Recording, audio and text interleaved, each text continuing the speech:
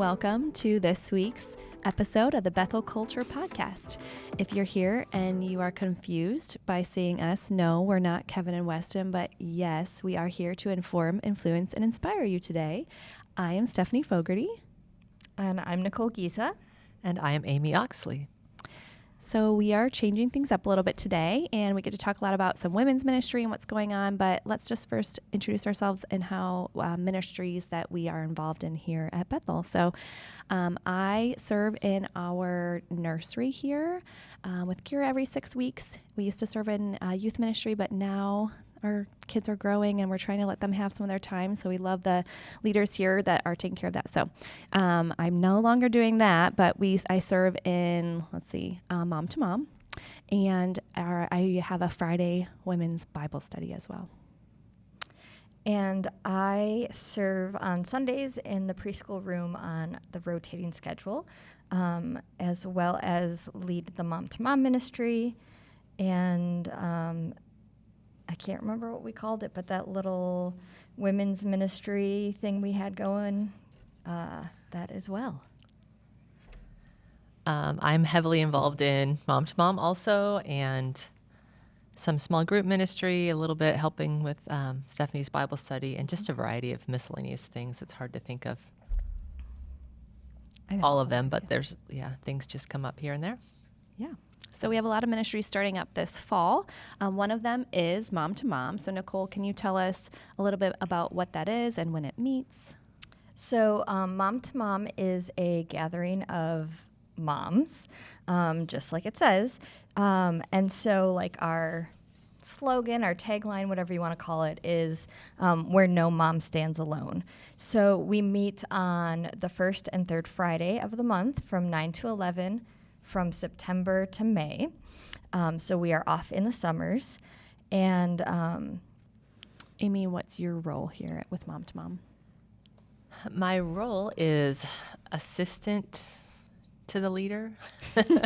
So she's the vice president. There you go. When I first came to Bethel, almost 18 years ago now, I had 4 littles, 3 and under, and I just started attending.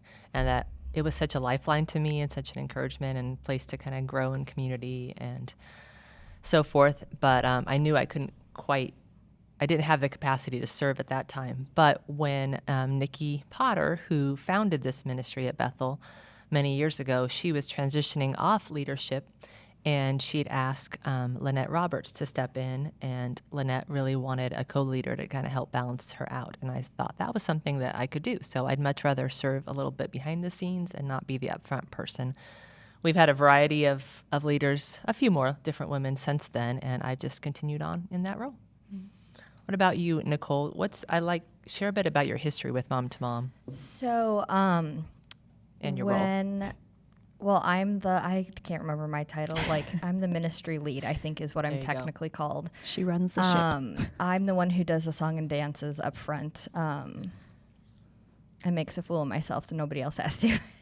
For which we are very thankful. Mm-hmm. We have a lot of introverts on the team that do not want to stand up and use a microphone. So I do it because I guess I just don't care that much. But so I started coming to Mom when I was pregnant with my son Liam, and he will turn 11 this fall. So we were new to Galesburg. I'm from Wisconsin. Hey. To all the Wisconsin listeners. To all of you. My mom might listen. I don't know. I was just there this weekend. You probably can't hear my accent, though, because I'm sick, so. We can bring it out later. I know what to say. Oh, Weston, is that your bag? Okay, so anyways, back on track. So I came to Mom. I'm not even sure if we had been to a service at Bethel yet, but I was pregnant with Liam. He's about to turn 11, so I've been coming for that long.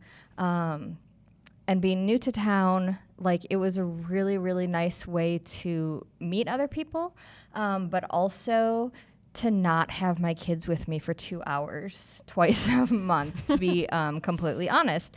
So I was not working outside the house. And my kids were little because, Liam was about to be born, so newborn and 2. And we didn't have family close, so, like, I always had my children.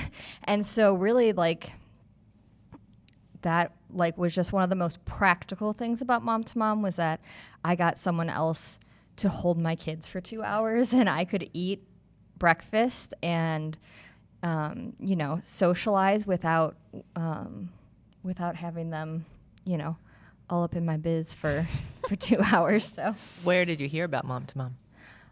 I think I learned, I can't remember the order of it. Oh. If I found out about the Halloween trunk or treat first or Mom to Mom first, because it was we moved here in the beginning of October, so it was all around that same time. But there was a flyer at the library for Mom to Mom, and we came in. The first time we came to Bethel was through the trunk or treat for that. So, yeah, that was kind of how we got integrated into Bethel. And whose table did you sit at? And I sat at Amy's table. So I don't even know. I don't think I knew anybody else at that table. I'm not sure why, but it's been a long time since we've been at the same table because it has.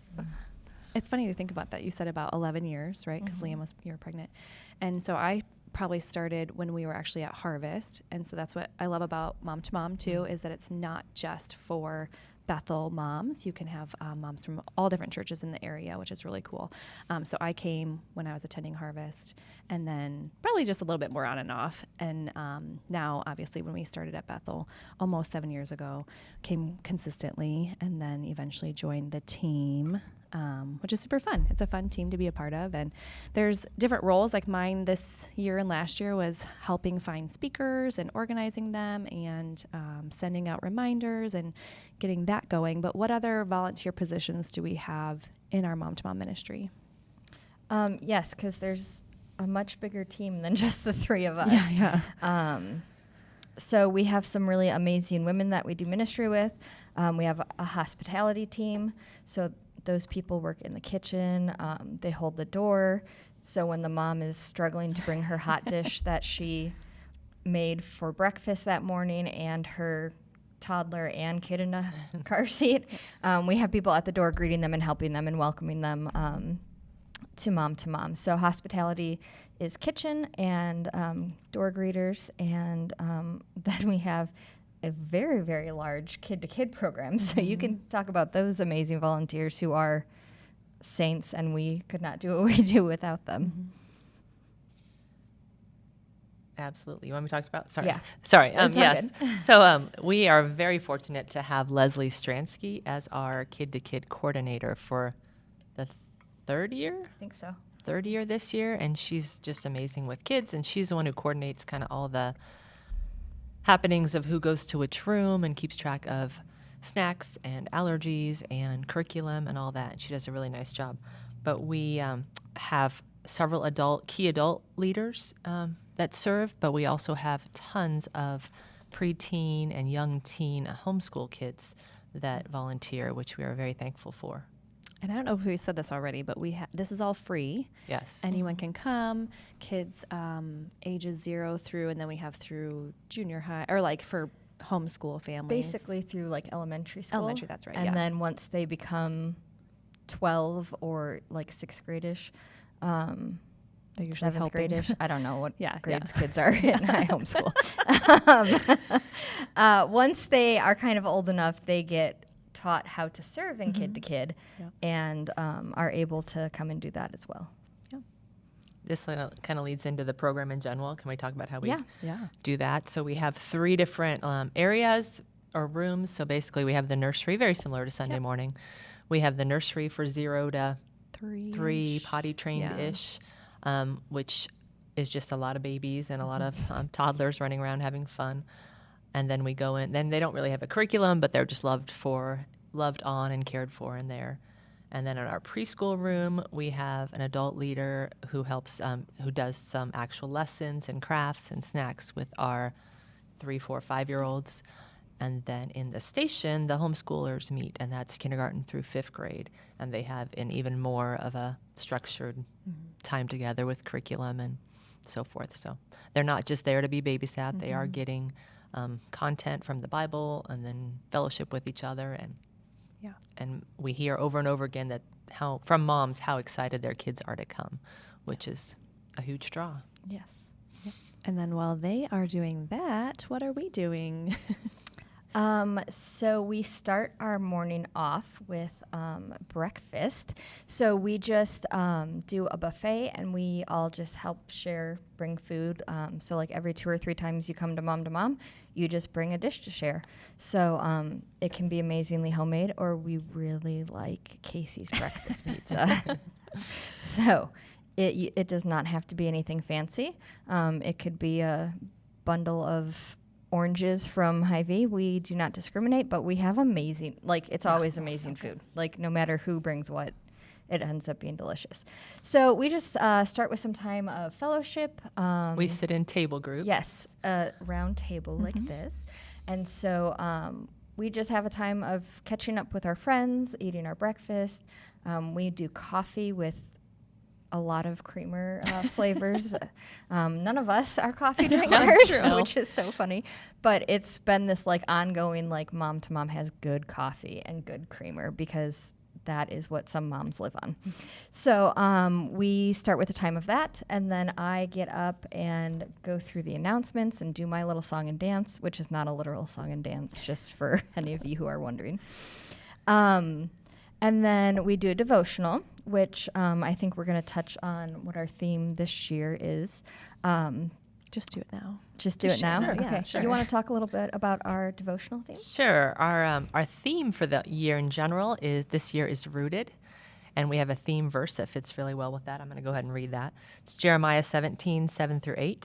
But blessed are those who trust in the Lord and have made the Lord their hope and confidence. They are like trees planted along a riverbank with roots that reach deep into the water. Such trees are not bothered by the heat or worried by long months of drought. Their leaves stay green and they never stop producing fruit. So we're going to use that verse to kind of give us parameters to run with this year in our, even down to our decor. We're doing flowers and themes like that. But this also gives speakers a kind of a knowledge of what our focus has been. And then throughout our devotional time, we're going to tie that in by being rooted in the Word by studying the women of the Bible this year as our devotional theme. So we asked different moms to share a 5-minute devotional or so on an assigned woman this year. And it's always kind of a fun way to hear from different voices. So Yeah. Are we starting with Eve? we are. Okay. So we're kicking the year off with Eve, the first mom of the Bible. And I'm doing that one, so I'm going to be starting my prep work after this. So then, after we have that devotional, we bring up speakers. So Stephanie contacts and organizes, schedules all of our speakers. So do you want to kind of talk about maybe some of the topics that we cover? Oh yeah. So we try to take into consideration at the end of the year, we do a survey and try to consider what people want to hear. So some of the topics this year, we're going to be talking about missions. We're going to be talking about teaching young children. And I know sometimes we have a variety of ages, and we try to make sure that we're trying to meet all moms in all stages of life. And so some might be a little bit more focused, but overall, it's really helpful. Even if you know a friend who has a kid in that age group, or one of them is going to be on special needs.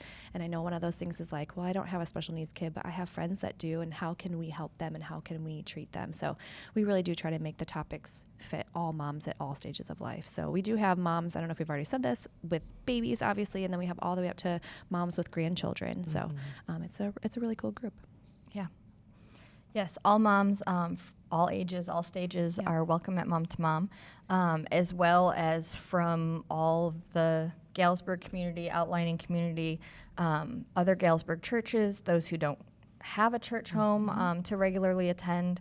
It is open to anybody who wants to just come and get support through their journey of motherhood. So we have a speaker. They're usually half hour, 45 minutes. And then, so we call our tables care circles, and we have planted leaders who are on our like mom-to-mom team that help lead discussion, facilitate. Like sometimes the speaker might prep questions for discussion at the table afterwards and stuff like that. So we then have a time of just discussing what was talked about and prayer requests and things like that with the moms. And then Nicole gets up at 11 o'clock and says we have to go get our children. at 10:59. 10:59. I make them fetch their children, and nobody gets up and leaves, and then I have to kick them out. So yeah, that's kind of the rundown of the morning. We do love to have a themed party. So our very first mom-to-mom, our Christmas mom-to-mom, and our very last mom-to-mom are Celebrations. celebrations. We don't have speakers. We just enjoy a time of fellowship and encouragement. And so if you come to the first one and you're like, this is not what they said this was going to be, we just, we try to have a little fun too. So Our first one is? Yes, September, I think it's the 5th. The first Friday. The first The first Friday Friday in of September. I think it's the 5th. I don't know. But you should follow us on Facebook and Instagram. And so that information will be on there as well. And if you are a Bethel member, which I'm guessing if you're listening to this and you're not my mother, you are probably at least an attender at Bethel. The information also goes out in the loop. So be looking for that there. Also, just speaking of dates, if you're like, wow, I want to go hold people's babies for 2 hours twice a month, we have our kid-to-kid volunteer training on Friday the 22nd here at 10 a.m. We have a lot of kids, and a lot of them are nursery age because we have amazing mothers who have either decided that 5 boys is an excellent number of children really close together in age, or they have a heart of fostering, and they are bringing in a ton of extra kids, which we love, and we love the opportunity to serve and love them as well. But that means we just have a lot, and we need a lot of help. So if you are available to come and hold babies, and change diapers, we would love to have you there. And also, if you can't, maybe you just want to be on our substitution list for, if someone's out sick or something. So just reach out. Again, that info's in the loop. I'm not going to publicly give out my email here, but contact the office. Jane will hook you up. Yeah, so we're really excited for this year, especially we had a great year last year, some higher numbers, just building consistency, kind of coming out the other side of COVID. We felt finally a lot of growth, and so it's really exciting to anticipate those ladies coming back and building into those relationships, and just be praying for us and for those moms, and that they're seeing how Jesus and the gospel impacts their motherhood. I think that's probably covered most of Mom to Mom, but again, we are on Instagram, Facebook, and just contact the church office if you have any questions. More exciting women's ministry coming up is we are going to be having a women's conference. So Steph and Amy are teaming up, working that through together with a team of women. So let's talk about that. Sounds good. All right, so Amy, do you want to talk about like the vision and like maybe the theme of the conference?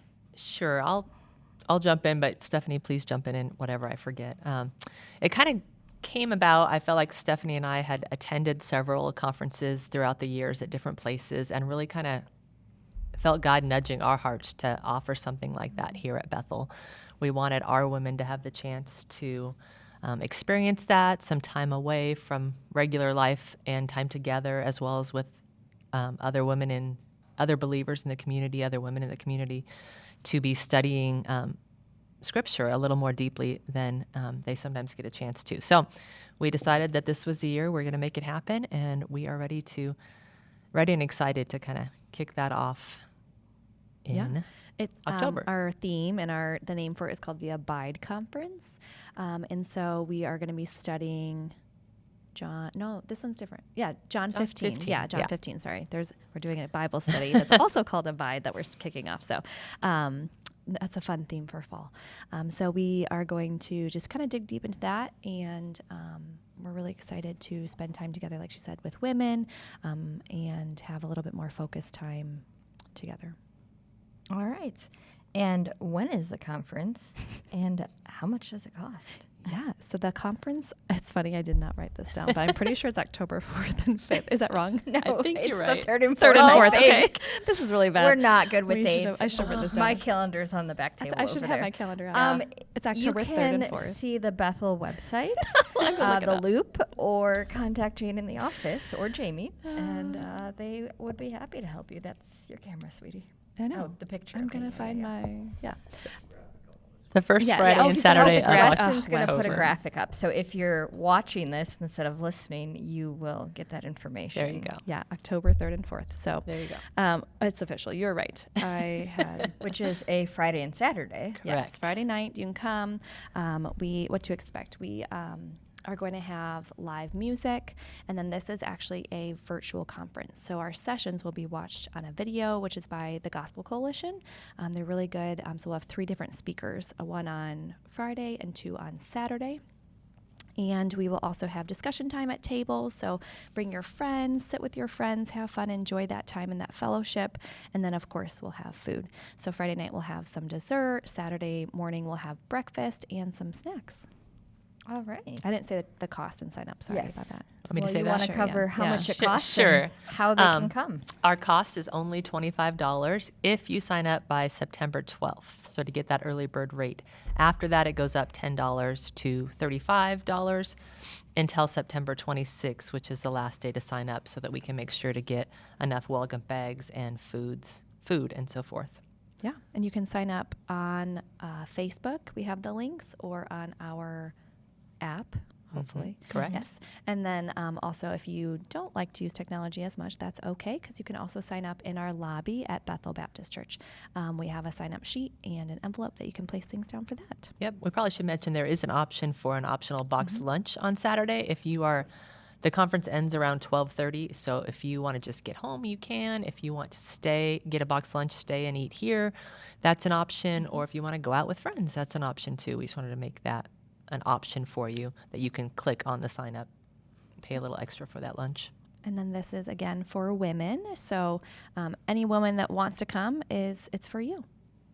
So they don't have to attend Bethel. They do not. So- We actually invited a lot of our area Yeah. churches and hoping that they will promote it as well.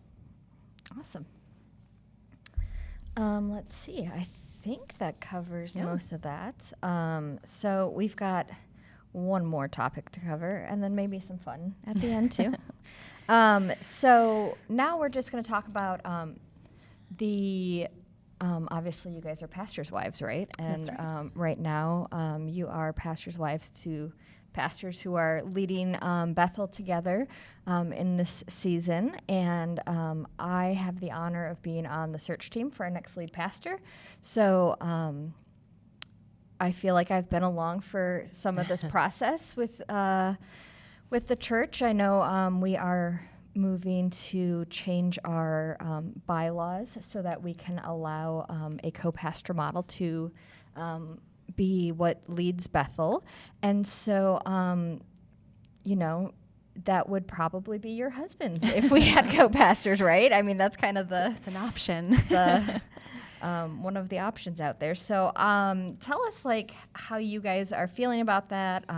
I'm sure it's been very roller coaster like. So what has the journey to that been like for you guys, and what did you think when they first mentioned it?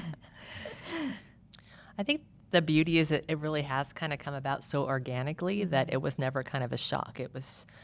We've spent a lot of time processing and praying and encouraging and supporting each other throughout even the last few years, that as things have changed and things have gone on here, it just kind of became a little bit more of this seed in the back of our heads and back of our husbands' minds especially. And as they mentioned it, it didn't feel like it was coming out of left field. It just felt very natural and exciting. I agree. I think that it has been gradual. It's been a slow, good process, right? Like I think the Lord has been showing Kevin and I, especially just like this season of waiting. We're waiting in a lot of areas of our life just to see what's next and what's going on, whether it's with the church or foster care. And so it's a good season of depending on the Lord and trusting Him. So like Amy said, I don't think that it was ever like, what do you think about this? We're going to do this. We're moving forward with this, right? It's been such a long process of, I think the guys have done a lot of talking about that, right? At first it was kind of like who should throw their name in the hat, who shouldn't, or not shouldn't, but like who should do it. And it's been fun because all along the way, I think the four of us have gotten together a lot. Amy and Weston will come to our house and we chat and we talk about that. And Kevin and I spend time praying about it, and it's been really cool. I think the Lord also just keeping Kevin and I unified in it. So as we started moving towards this idea and seeing him get excited for it, and Weston and the two of them together, they really do make a good team. They balance each other well. They are good. They're a good team. And so seeing them get excited gets me even more excited. And so I definitely am really excited at the idea of this. And like Kevin says, I think really well is that if it's not them, that even if we change the bylaws, it could be for someone else in the future. And so whatever the Lord has for Bethel, like we're excited for that. And we are trusting Him in these next steps. Yeah, it's exciting to think about. And as Stephanie mentioned, just that I think it takes that special type of professional relationship and personal friendship at the same time. And they have that. And that's what's so exciting. But it also is such a peace. There's such a peace about it, because as excited as I feel, I also feel very peaceful. Like if this isn't what God has for Bethel, that's fine. That the peace in the obedience in following Him to this point has been part of the journey. So it's been really interesting to see what He's teaching us all through it. Yeah. Great. And I mean, you guys wouldn't hate to have to be hanging out with each other more and more. No, it's great. We will no matter what. It's always a pleasure to serve in ministry with these ladies. So spending time with them is always feel encouraged and pointed to Jesus, but also just filled with their love. So grateful for that. Any other things that you'd like to say about that? What do you think? This is quite a process. And so it's going to take some time, and I'm sure that is a little bit stretching to feel like you're in limbo. At least it would drive me insane. So how are you feeling about that? And then how do you feel about your husbands potentially being co-pastors at Bethel? Yeah, I think like we said, I think seeing their enthusiasm for it makes me excited for it. So I'm all on board. I'm fully behind this, and would love to see it happen. And I think that I love the idea of co-pastoring just to help, I think as families, right? Like to know that my husband has someone there to support him and take that level of responsibility and share that.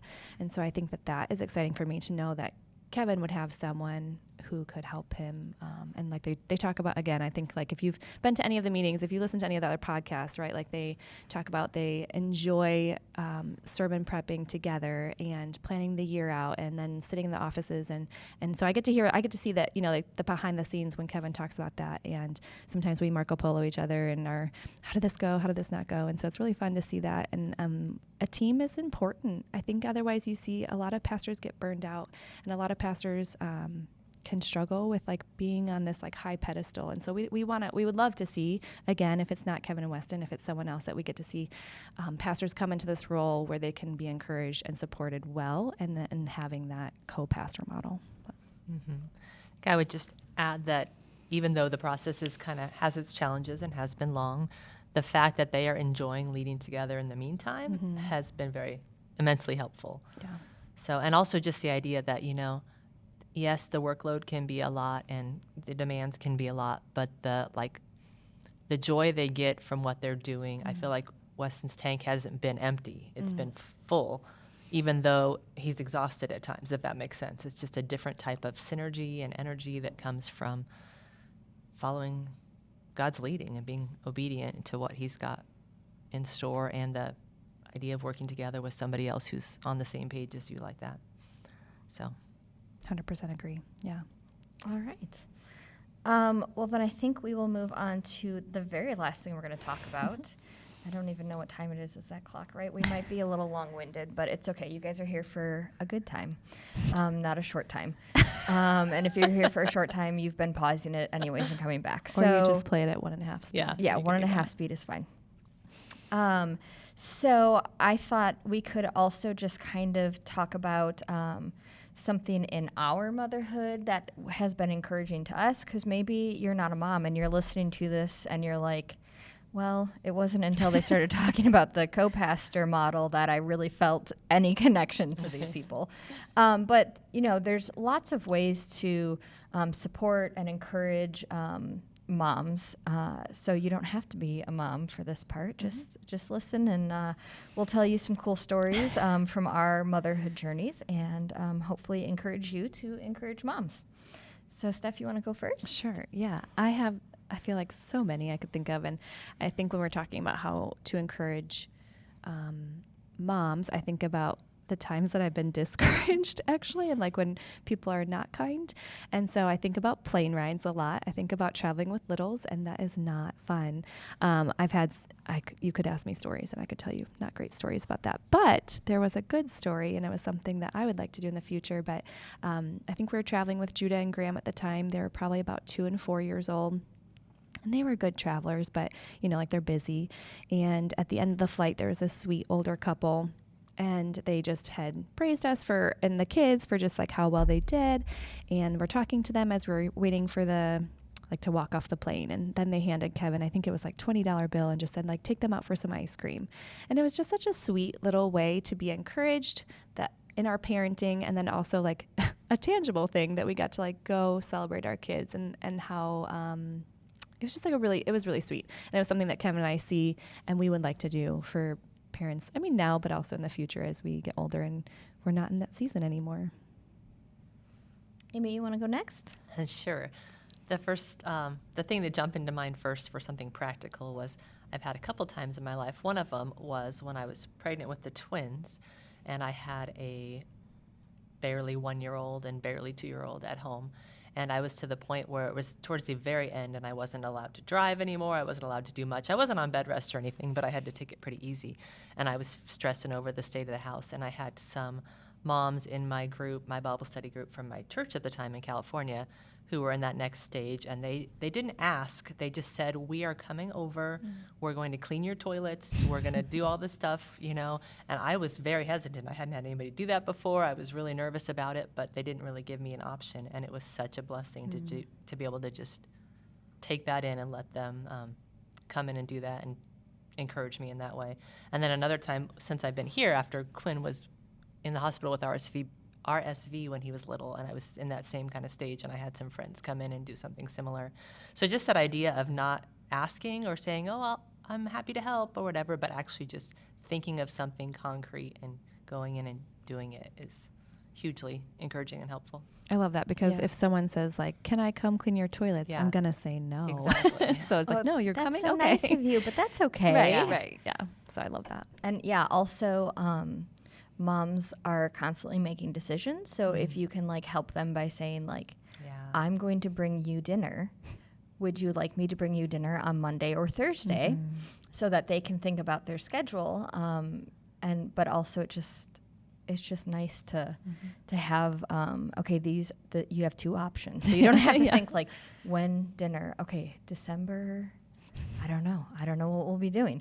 So just but then also be able to take, if it's an actual hard no, that would be great, but we really, that's not a need for us right now. Or, not that's so nice of you, but you don't have to do that. That's just Midwest nice, right? I don't know if they do that everywhere, but where you say you don't have to do that. No. That's so nice. When the waiter puts the ticket on the table and you're I got this time. And so, because, you forget your wallet and then Amy has to pay for you at Applebee's. Didn't happen last week, but then also being able to if they, or that's really nice. if you don't mind dropping it off on the porch and texting me, and not having the expectation of, oh, they just had a new baby. I'm going to go into their home and I'm going to hold the 3-day-old baby and it's going to be great. And I might cough on it, but it's okay because I get to hold that baby because I brought them a meal. Like that is how they pay me, right? So just being able to also take that no, or just to be conscious, like, if it's really about them and you're really trying to serve them, do what's best for them, not what you would like, even though we all want to hold the baby. Naturally. So for me, I just think one thing that comes to mind is, when people used to go to grocery stores? I don't really do this anymore. But when my kids were little, it was winter and it was terrible. And they were close together in age, but they didn't have like pickup for groceries, right? It's the one good thing that came out of COVID. I know. Was Grocery pickup is amazing. It also helps you really budget because it's not a surprise at the register. But I just remember having like a baby and a toddler and an overflowing cart at Aldi, and back in the day they only took cash, so you really had to like be careful and put stuff up in order of importance. Having people like, here, let me help you unload your cart, or I'm going to play peekaboo with your baby and distract them because they are 30 seconds away from having a meltdown. And just like being aware of people like out in public. And so like now I've tried to teach my kids, if we're behind someone who looks like maybe they're struggling either physically or maybe even emotionally, I don't know, and just could use a hand, like those little things, putting their groceries up on the belt for them. And people are so grateful just for those little things. So now I've had it done for me where people have helped me with my groceries, and I just try to teach my kids like, hey, you should probably, do you see that person? Let's help them. And then my kids feel good about it too, and being good community members and loving on their neighbors. So I think that's awesome. That. Yeah. All right. Well, this has been a lot of fun. Thanks for joining us. And I think that's a wrap on this week's episode of the Bethel Culture Podcast.